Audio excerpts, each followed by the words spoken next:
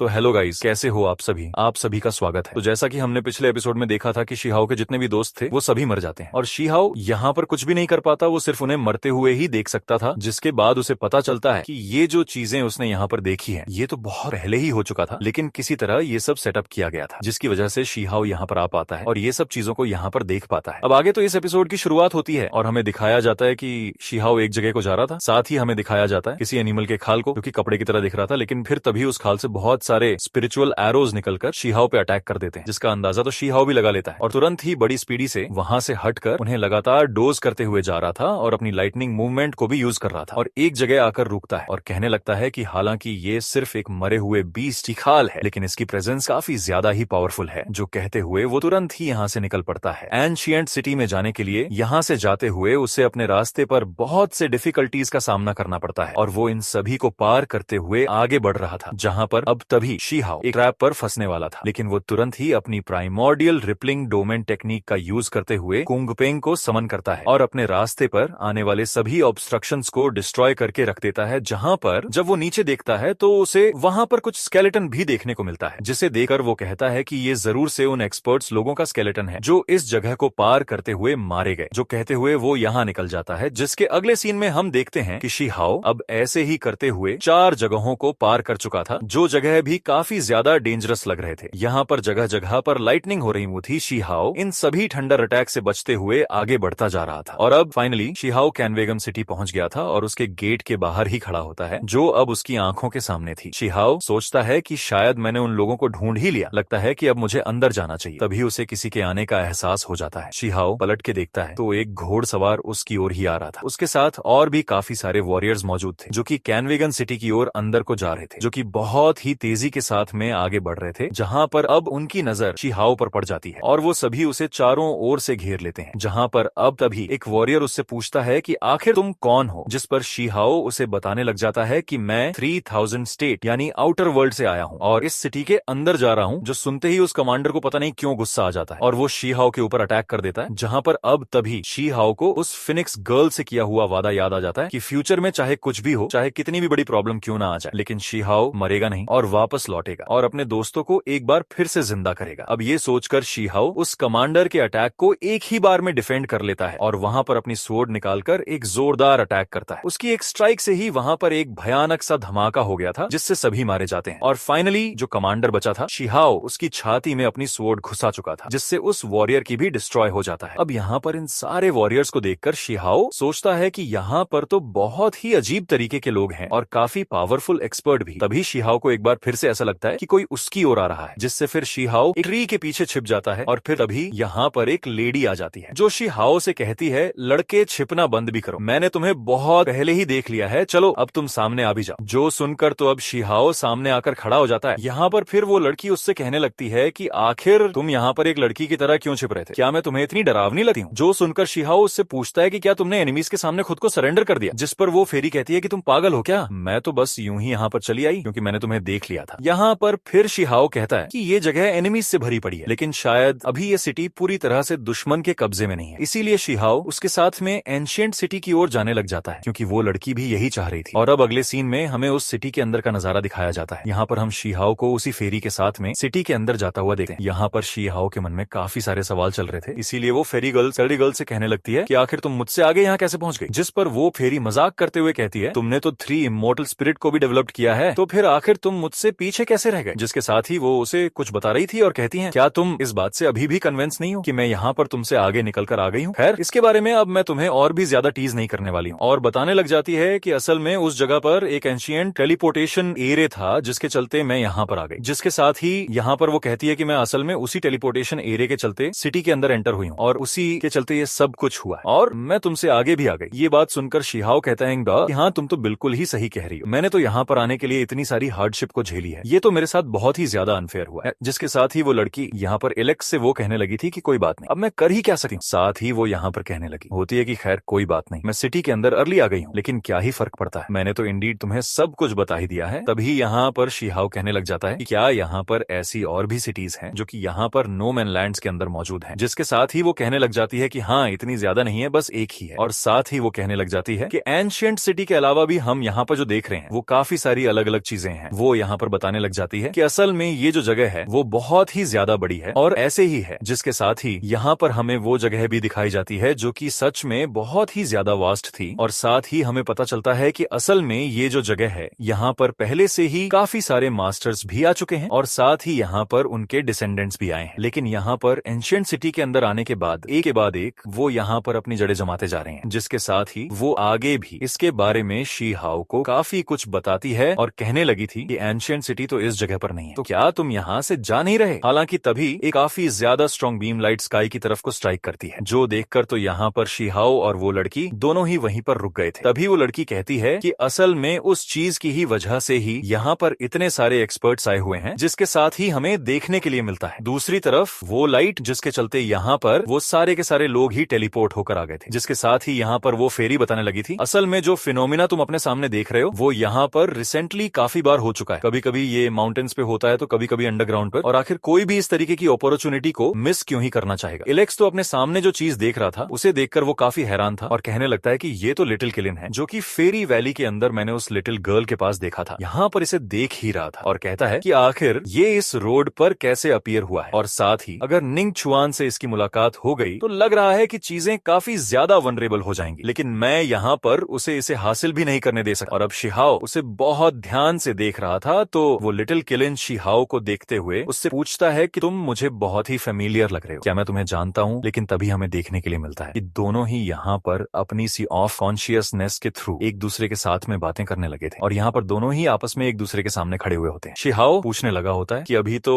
इस बात को इतना ज्यादा टाइम भी नहीं हुआ है, लेकिन क्या तुम डेड नहीं हुए थे उस वक्त। जो सुनकर वो किलिन कहता है कि आखिर तुम ये कैसी बातें कर रहे हो, मैं यहाँ पर काफी सालों से सोया हुआ था, क्या मैंने तुम्हें यहाँ पर पहले देखा है। जबकि हमें दिखाया जाता है कि शिहाओ उसे याद दिलाते हुए कहता है कि हम फेरी वैली में मिले थे, वहां पर हम पर्पल बैम्बू फॉरेस्ट में हमारी किस तरह मुलाकात हुई थी, जिसके साथ ही यहाँ पर अब किलिन को याद आने लग जाता है और अब तो वो फूट फूट कर रोने लगा था। इवन शिहाओ को अपने सामने देखकर वो कहता है कि तुम इस लाइफ में भी मौजूद हो, और उसे बहुत ही ज्यादा इमोशनल फील हो रहा था और कहता है कि मैं इतने सालों से यहाँ पर वेट कर रहा था और उसका इंतजार कर रहा था, लेकिन वो नहीं आया और फाइनली जाकर मुझे पता चला है कि वह अब नहीं आने वाली, जिसके साथ ही उसे बहुत ही ज्यादा बुरा भी फील हो रहा होता है और वो बहुत ही ज्यादा रो भी रहा था। शिहाओ को तो यहाँ पर लिटिल किलिन के लिए काफी ज्यादा बुरा भी लग रहा था और वो कहने लगा था कि इसका मतलब तो ये हुआ कि लिटिल किलिन को सब कुछ याद है। और साथ ही यहाँ पर शिहाओ ये भी समझ जाता है कि असल में ये जो अपने सामने देख रहा है वो इस बार कोई इल्यूजन नहीं है, और तुरंत ही हमें देखने के लिए मिलता है कि लिटिल किलिन जो था वो तो यहाँ पर बहुत ही ज्यादा खुश भी हो चुका था शिहाओ को देखने के बाद, क्योंकि यहाँ पर शिहाओ से वो पहले भी मिल चुका है, तो इसी के चलते वो कूद कूद कर तुरंत ही शिहाओ की तरफ आने लग जाता है और उसके सामने आकर खड़ा हो चुका था। जबकि शिहाओ बेचारा उसे देखकर काफी ज्यादा इमोशनल फील कर रहा था और साथ ही यहाँ पर शिहाओ अब उसे अकेला भी नहीं छोड़ना चाहता था। जिसके बाद लिटिल किलिन कहने लग जाता है कि मैं अभी भी उसका इंतजार कर रहा हूँ और मुझे पूरी उम्मीद है कि वो वापस आएगी। हालांकि यहाँ पर शिहाओ उससे कहता है कि रोना बंद करो और मेरे साथ चलो, मैं तुम्हें उन लोगों को खत्म करने के लिए ले चलूंगा जिसने हमारे दोस्तों को खत्म किया है। लेकिन ये सुनने के बाद लिटिल किलिन ने इससे साफ मना कर दिया था और कह दिया होता है कि नहीं, मैं तो अभी यहीं पर रुकने वाला हूँ। वो अभी भी काफी ज्यादा इमोशनल था और रो रहा था और कहने लगा था कि मुझे अभी भी उसका इंतजार करना है। तभी शिहाओ यहाँ पर कहने लग जाता है कि तुम भले ही यहाँ पर उसका इंतजार करो, लेकिन वो तो यहाँ पर अपीयर नहीं होने वाली। तभी लिटिल किलिन कहता है कि मुझे उम्मीद है कि वो जरूर से ही आएगी और मैं कभी भी इस बात के ऊपर बिलीव नहीं कर सकता कि वो यहाँ पर नहीं आएगी। और साथ ही कहने लगता है मैं यहाँ पर इस माउंटेन के अंदर ही उसका इंतजार करूंगा। लेकिन फिर तभी शिहाओ कहने लगता है कि तुम्हें सच में लगता है कि यहाँ पर ऐसा होगा, तुम्हें रियलिटी को एक्सेप्ट कर लेना चाहिए, और कहता है कि प्लीज यहाँ पर इस सब चीजों को भूल जाओ। लेकिन यहाँ पर लिटिल किलिन ने तो साफ डिसाइड कर लिया होता है कि भले ही कुछ भी हो जाए। लिटिल किलिन का कहना था कि अब यहाँ पर भले ही मैं यंग हूँ, लेकिन मुझे लगता है कि मुझे उसका इंतजार करना चाहिए क्योंकि वो यहाँ पर जरूर से लौट कर आएगी, तुम देखना वो आ जाएगी। जबकि शिहाओ कहता है कि ठीक है, अगर तुम्हें लगता है तो फिर मैं इसके बारे में अब कुछ भी नहीं कर सकता। लिटिल किलिन ने तो शिहाओ से ये तक कह दिया था जब तुम यहाँ पर पास्ट से वापस आ सकते हो तो फिर हो सकता है कि यहाँ पर वो भी वापस आ ही जाए। जो सुनकर शिहाओ कहता है कि मैं फेरी वैली में वापस आ गया, क्योंकि असल बात तो ये है कि मैं सिर्फ टाइम के बारे में सोच रहा हूँ, टाइम, जगह और बाकी सारी चीजों के बारे में सोचने के बाद तो मैं यहाँ पर आया हुआ हूँ। और साथ ही कहता है कि खैर यहाँ पर अब मैं एक ऐसी जगह पर आ चुका हूँ जहाँ पर कुछ भी पता नहीं चल रहा। यहाँ पर फिर शिहाओ किलिन से पूछता है कि तुमने सर्वाइव कैसे किया। तभी लिटिल किलिन कहता है कि वहां पर जब तबाही आई थी तो एक पोर्टल ओपन हो गया था और मैं उसके अंदर चला गया और सालों तक वहां पर बेहोश पड़ा रहा गहरी नींद में, जिसके बाद मैं अभी कुछ दिन पहले ही जागा हूँ, लेकिन मेरे सारे दोस्त मारे गए और मैं जिंदा बच गया। टाइम यहाँ पर कंट्रोल नहीं कर सकता है मेरे लाइफ, क्योंकि मेरे पास में एक सीक्रेट बोन ट्रेजर है जो कि असल में होता है इमोर्टल बोन, जो कि उसे एक इमोर्टल बनाता है, यानी लाइफ सर्कल कभी भी उसे मार नहीं सकता है। साथ ही वो कहता है मुझे कोई भी ढूंढ नहीं सकता और मैं यहाँ पर उसका इंतजार करूंगा। जिसके बाद वो तो वहां से गायब हो गया था। जो देखकर वहां पर आए सभी सभी लोग वहाँ से जाने लग जाते हैं, ये कहते हुए कि उस लिटिल किलिन से हमें इस बार भी कुछ नहीं मिला, और वो चला गया। सब वहाँ से चले जाते सिवाय शीहाओ और उस फेरी के। शीहाओ अभी भी वहीं चुपचाप खड़ा था, उसके मन में बहुत से सवाल चल रहे थे। हालांकि इसके बाद यहाँ पर अब वो लड़की भी कहने लग जाती है कि तुम क्या ऐसे ही यहाँ पर खड़े रहोगे? तभी शीहाओ कहने लगा है कि है मेरी बात सुनो, हमें अभी भी अपनी आगे के सफर को कंटिन्यू रखनी है और हमें जल्द से जल्द इंपीरियल सिटी जाना होगा। और ये मत भूलो कि आखिर हम यहाँ पर किस लिए आए हैं। जो सुनकर वो लड़की कहती है कि क्या तुम्हें उस यूनिकॉर्न की परवाह हो रही है? क्या तुम उसे नहीं लेना चाहते? जिस पर वो कहता है कि मुझे नहीं लगा कि वो यहाँ पर किसी को एक्सेप्ट करेगा। जो सुनकर वो कहती है यदि ऐसा है तो मैं भी यहाँ पर तुम्हारे साथ आगे के सफर पर चलती हूँ। लेकिन वो शीहाओ को देख भी रही थी। तभी वो उसके चेहरे को देखकर कहती हैं कि तुम्हारे चेहरे को देखकर ऐसा लग रहा है कि तुम मुझे इस चीज के लिए मनाने वाले हो कि मैं यही रहूं और तुम्हारे साथ ना रहूं। जो सुनकर शीहाओ कहता है कि क्या तुम मुझे परस्यू करने की कोशिश कर रही हो? जिसके अब अगले सीन में हमें दिखाया जाता है कि ये दोनों अब नो मैंस लैंड के अंदर आ चुके होते हैं और वो प्लेस पूरी तरीके से वीरान और सुनसान थी। वहीं सामने एक पैलेस था, मगर तभी उन्हें कुछ हलचल महसूस होती है, जहाँ पर अब हमें कुछ वॉरियर्स को दिखाया जाता है जो घोड़े में सवार होकर उन्हीं दोनों की तरफ आ रहे थे। यहाँ पर फिर शीहाओ कहता है कि कोई हमारा पीछा कर रहा है, जिस पर वो लड़की कहती है कि ये तो कुछ वॉरियर्स, ये एक पूरी टीम है। हालांकि इनकी टीम के मेंबर्स काफी ज्यादा कम हैं, लेकिन ये सभी के सभी मास्टर्स हैं। अब इधर तो शीहाओ उन लोगों को देखकर कहता है कि ये अजीब लोग फिर से यहाँ पर। फिर वो लड़की कहती है कि ऐसा लगता है कि इस रेस्ट्रिक्टेड एरिया में कोई ना कोई प्रॉब्लम तो जरूर से है। आखिर कब से इतने पावरफुल लोग करप्ट होने लग गए जो कि इतनी शेमलेसली मेरा पीछा करने की हिम्मत कर रहे हैं? इससे पता चलता है कि ये लोग कितने पावरफुल हैं। तभी उस ग्रुप से एक वॉरियर शीहाओ से कहता है क्या तुमने ही हमारे 19 लोगों को मारा है? ये सुनकर तो फेरी गर्ल हैरान हो गई और वो शीहाओ से कहती है क्या तुमने इतने सारे एक्सपर्ट्स के ग्रुप को मार डाला? इधर शीहाओ को तो घंटा कुछ फर्क नहीं पड़ता, वो तो बिना डरे कह देता है हाँ मैंने ही उन लोगों को मारा है। जिस पर वो बंदा कहता है अब तुमने ये एक्सेप्ट कर ही लिया है तो अब से तुम्हें दुश्मन माना जाता है और अब तुम इस रेस्ट्रिक्टेड एरिया में नहीं जा सकते। जिस पर शीहाओ कहने लगता है कि मैंने हजारों मील्स तक ट्रैवल किया है। जो कहते हुए शीहाओ अपनी पावर्स को रिलीज करता है और कहता है कि तुम ये कैसे कह सकते हो कि मैं अब यहाँ से आगे नहीं जा सकता। यहाँ पर शीहाओ की पावर्स का इफेक्ट इतना ज्यादा टेरिफाइंग होता है कि उन लोगों को खड़े होने में भी बहुत ही ज्यादा मशक्कत करनी पड़ रही थी। यहाँ पर फिर उनका लीडर कहता है कि मैं ये जानना हूँ कि तुम काफी ज्यादा स्ट्रांग हो, लेकिन इससे कोई भी फर्क नहीं पड़ता क्योंकि तुम तो डेफिनेटली ही मरोगे जो सुनकर। तो फिर शीहाओ कहता है यदि ऐसा है तो क्यों ना तुम एक बार ट्राई करके देख ही लो। जिस पर वो बंदा कहने लगता है कि तुमने टीम 19 को अकेले ही मार डाला, इसीलिए हम तुम्हारे ओपोनेंट तो नहीं हो सकते, लेकिन फिर भी तुम आज जिंदा नहीं बचोगे। तभी हम देखते हैं कि वो बंदा किसी स्पेल को यूज करने लग जाते हैं जिससे उनकी बॉडी से रेड और डार्क ऑरा निकल रहा होता है। उन वॉरियर्स ने एक टेक्निक को परफॉर्म कर दिया था और अपने ब्लड को सैक्रिफाइस करके वहां किसी खतरनाक क्रिएचर को समन करने लग जाते हैं, जिससे कि वो जगह धीरे धीरे करके काफी ज्यादा डरावनी बन गई थी। जो देखकर तो फेरी गर्ल कहती है ये जगह टाइम एंड स्पेस से कनेक्टेड हो गई है और इन लोगों ने वाइल्डनेस की दुनिया की दूसरे साइड से किसी क्रिएचर को यहाँ पर बुलाया है। जहाँ पर अब तभी हमें दिखाया जाता है कि वहां पर एक स्पेस क्रैक होने लग जाता है और उसके अंदर से एक डिमोनिक साउंड आने लग जाती है और कह रहा होता है कि आखिर कौन मुझे बुला रहा है। ये देखकर शीहाओ कहता है दूसरी दुनिया का दुश्मन एंशिएंट ईरा में बहुत से ट्रू इमॉर्टल्स एक्सपर्ट्स थे। अब एक और इमॉर्टल किंग, मुझे नहीं पता था कि ये इतनी जल्दी आ जाएंगे और मैं अभी तक स्ट्रांग नहीं बन पाया हूं। ये बोलते हुए शीहाओ उस पोर्टल पर अपने विलो ट्री के ब्रांचेस से अटैक कर देता है, मगर वो क्रिएचर आसानी से शीहाओ के अटैक को डिस्ट्रॉय कर देता है। वहीं फेरी गर्ल देखती है कि वो वॉरियर्स अभी भी उस टेक्निक को परफॉर्म कर रहे थे, तो उन्हें रोकने के लिए फेरी गर्ल उनमें से एक पर अटैक करके खत्म कर दिया था। जो देखकर वो कहता है कि जैसा कि इस लड़की से उम्मीद किया जा सकता है, ये सच में एक चुड़ैल है यहाँ पर। फिर वो वॉरियर्स एक साथ दोनों पर करने के लिए आगे बढ़ने लग जाते हैं, तो फेरी गर्ल तुरंत ही उन पर अपनी पावर्स का यूज करते हुए एक ही झटके में बहुत से वॉरियर्स को मौत के घाट उतार दिया था। इधर शीहाओ भी अपनी स्वॉर्ड का यूज करते हुए साथ ही लाइटनिंग मूवमेंट का यूज करते हुए उन सभी को एक ही झटके में काट पिट कर रख दिया था, लेकिन अभी भी उनकी बॉडी से ब्लड सैक्रिफाइस होकर उस क्रिएचर की ओर जा रहा था। इसीलिए शीहाओ कहता है कि हमें ब्लड को रोकना होगा, तो वो दोनों ब्लड सैक्रिफाइस को रोकने की कोशिश करते हैं, मगर वो क्रिएचर कहता है कि तुमने अच्छी कोशिश की, तुम जैसे अपोनेंट से मिलने के लिए मैं एक्साइटेड हूँ, आखिर मैं भी तो देखूं कि तुम कितने स्ट्रांग हो। जो कहते हुए वो लगातार उन वॉरियर्स के बोल्ड एसेंस को डिवावर करते जा रहा था, जहां पर अब तभी इमॉर्टल किंग उन दोनों के सामने अपीयर हो जाता है और कहता है कि मैं वो फर्स्ट पावरफुल पर्सन हूँ जो कि इस लैंड के शुरुआत से यहाँ पे रूल कर रहा हूँ ना हूँ। और वो इमॉर्टल किंग उन सभी वॉरियर्स के ब्लड एसेंस को क्रूअल्टी से ऑब्जॉर्ब कर रहा था। यहाँ पर फिर शीहाओ भी अपनी पावर्स को एक्टिवेट कर लेता है उस इमॉर्टल किंग से फाइट करने के लिए, और अब इमॉर्टल किंग उन सभी ब्लडी वॉरियर्स को भेजता है शीहाओ पर अटैक करने के लिए। लेकिन शीहाओ भी अपनी पावर्स से उन सभी पर एक स्ट्रॉन्गेस्ट अटैक करता है, जिससे वहां पर एक जोरदार ब्लास्ट होता है। ये देखकर तो इमॉर्टल किंग भी काफी ज्यादा इंप्रेस हो गया था, मगर तभी वो वॉरियर्स वापस से रिजनरेट हो जाते हैं। जो देखकर शीहाओ फेरी गर्ल से कहता है कि तुम इन वॉरियर्स को हैंडल करो, मैं इस डीमन से डील करता हूँ। जिस पर फेरी गर्ल उन वॉरियर्स पर अटैक करते हुए शीहाओ के रास्ते से हटाने लग जाती है और इधर शी हाओ खुद बढ़ जाता है उस इमोर्टल किंग पर अटैक करने के लिए और अटैक कर भी देता है, जहां पर इन दोनों में ही एक जबरदस्त कॉम्बैट फाइट स्टार्ट हो जाती है। मगर शी हाओ इमोर्टल किंग को एक सुपर किक मारकर दूर फेंक देता है। साथ ही शी हाओ कहता है बस तुम्हारे अंदर इतनी ही जान है, लेकिन फिर भी तुम्हारे अंदर इतनी हिम्मत है एरोगेंटली बोलने की, जो सुनकर तो इमोर्टल किंग को काफी ज्यादा गुस्सा आ जाता है। तभी वो यहाँ पर अपनी और ट्रू अल्टीमेट पावर्स को रिलीज करता है और कहने लगा होता है कि मैं तो अपनी फुल पावर का इस्तेमाल भी नहीं रहा हूँ। साथ ही वो अपनी एलिमेंटल पावर्स का इस्तेमाल करते हुए एक बहुत ही ज्यादा ह्यूज इमोर्टल सीड का इस्तेमाल करता है, जिसे देखकर शी हाओ कहता है कि ये बस एक एंशिएंट इमोर्टल कल्टीवेशन सिस्टम है, इसमें कुछ भी स्पेशल नहीं है। जो सुनकर इमोर्टल किंग हंसते हुए कहता है ये इमोर्टल सीड को एंशिएंट एरा के इमोर्टल से ऑब्टेन किया गया है, उन सो कॉल्ड यंग सुप्रीम से, और अब तुम्हें समझ आ गया होगा कि इसमें कुछ स्पेशल है या नहीं। जो कहते हुए तुरंत ही अटैक कर देता है शी हाओ के ऊपर, जबकि हम इधर शी हाओ को देखते हैं जो कि तुरंत ही यहाँ पर अपनी पावर्स का यूज करते हुए, अपने हेवनली डायग्राम का इस्तेमाल करते हुए यहाँ पर तुरंत ही अटैक कर देता है। यहाँ पर हम देखते हैं कि उस बंदे का अटैक तो डिस्ट्रॉय हो ही गया था और यहाँ पर काफी सारे अटैक्स शी हाओ कर रहा था, जिसकी वजह से उस बंदे की बॉडी भी खत्म हो जाता है और वहीं दूसरी तरफ वो वॉरियर्स भी मारे जाते हैं। जबकि हमें दिखाया जाता है कि वो बंदा तो खुद को रिसेप्ट करने लग जाता है और वो गुस्सा होते हुए कहता है कि लड़के तुम में कोई दम नहीं है, मैं यहाँ सिर्फ कुछ एनर्जी और स्पिरिट्स के साथ आया था, अगर यहाँ मेरी रियल बॉडी होती तो तुम अभी तक जिंदा ना बचते। जो देखकर शी हाओ कहता है कि एक काम करो, त्यान हूँ जरा, असल इस लड़की का नाम त्यान हूँ है जो कि एक फोक्स है, तो कंफ्यूज मत होना। यहाँ पर शी हाओ उससे कहता है कि तुम ऑल्टर के ऊपर अटैक करो और साथ ही शी हाओ भी यहाँ पर उसे अपनी पावर्स को वापस रिगेन करने नहीं देना चाह रहा था और ऐसा होता भी है। जैसे ही यहाँ पर वो अपनी पावर को रिगेन करने वाला था तभी शी हाओ अपने हेवनली फिनिक्स के थ्रू उसके ऊपर अटैक करता है, जो देखकर वो बंदा भी अटैक करता है, जो आपस में जाकर टकरा जाते हैं। उसी वक्त फेरी भी यहाँ पर अपने हेवनली ट्रेजर का यूज करते हुए उस ऑल्टर के ऊपर हमला कर देती है, जिससे कि वो ऑल्टर पूरी तरह से डिस्ट्रॉय हो जाता है, जिसके साथ ही हमें देखने के लिए मिलता है कि वो डीमन मरते मरते कहता है कि क्या कि अगले जन्म में मैं सचमुच इस वर्ल्ड का किंग बनूंगा और यहाँ पर तुम में से कोई भी जिंदा नहीं बचेगा। उसके बाद यहाँ पे इस जगह का पूरा एनवायरनमेंट ही बदल गया था। यहाँ पर फिर शी हाओ कहता है कि आखिरकार उन लोगों ने हमला करना शुरू कर दिया है, लगता है कि उन लोगों ने बहुत पहले से ही तैयारी कर रखी है। जहाँ पर अब हमें किसी के हंसने की आवाज सुनाई देती है, जिसके साथ ही ये वाला एपिसोड यहीं पर ही खत्म होता है।